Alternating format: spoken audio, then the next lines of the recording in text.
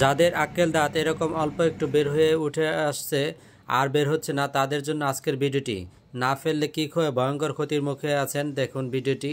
ভালো লাগলে চ্যানেলটি সাবস্ক্রাইব করে সাথে থাকবেন। আসসালামু আলাইকুম। এখানে কি মাংসের মতো কিছু, তারপর আইনে দেখলাম যে এখানে মানে খুব জমে গেছে পাশে, যেটাতে ব্যথা ছিল। তারপর এখান থেকে রক্ত বের হয়, তারপর 4-5 দিন পর পর এরকমই মানে আচ্ছা সমস্যা হচ্ছে মানে সমস্যা এইটাই যে 4-5 দিন পর পর এখানে খুব জমতেছে, রক্ত বের হয়, অন্য ব্যথা নাই। বিশেষ করে আপনার আক্কেল দাঁতের যে ওই জায়গায় সমস্যা না, সমস্যা হলো সামনের দাঁতটার গোড়া ফুলে যাইতেছে, পুজ হইতেছে, আমার যে রক্ত একটু একটু বের হয়, এটাই সমস্যা। হালকা ব্যথা থাকলে এই সামনের দাঁতেই হয়, কিন্তু পিছনের দাঁতে তো আপনার প্রবলেম ফিল করে না। পিছনে যে আক্কেল দাঁতে একটু যে বাঁকা দেখা যায় যে একটু উঠে আসছে। আপনি যেমন মনে করছেন যে অল্প একটু সমস্যা, দাঁত উঠে আসছে, এতে কোনো অসুবিধা নাই, আপনার এটাকে গুরুত্ব দিচ্ছেন না। এটা আমাদের দেশে অনেক মানুষই এই কাজটা করে।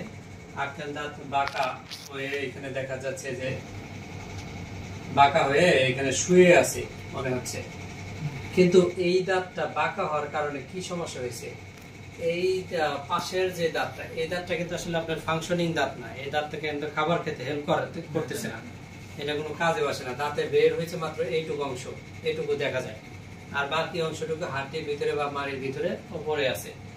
বাট এইটা তো আপনার একটা ফাংশনিং দাঁত, এটা তো একটা গুরুত্বপূর্ণ দাঁত, এটাতে আমরা খাবার চিবানোর জন্য ভাইটাল রোল প্লে করে।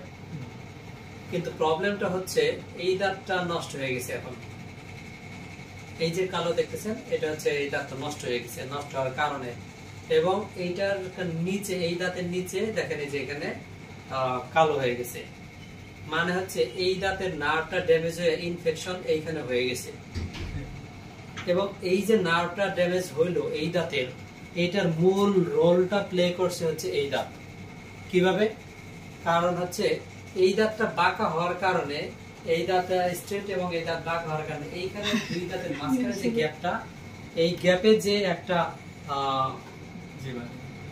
অ্যাঙ্গেল তৈরি হয় বা কোন আকৃতির একটা তৈরি হয়, এখান থেকে যে খাবার ঢুকে যায়, এই খাবারটা আপনার কোনোদিন পরিষ্কার করতে পারেন না। না করার কারণে তখন কি হচ্ছে, আপনার এই খাবারের যে মেইন ভূমিকাটা করছে সেটা হলো এই দাঁতটা আগে নষ্ট করে দিছে। একটা নন ফাংশনিং দাঁতের কারণে একটা ফাংশনিং দাঁত আপনার নষ্ট হয়ে গেছে। খুবই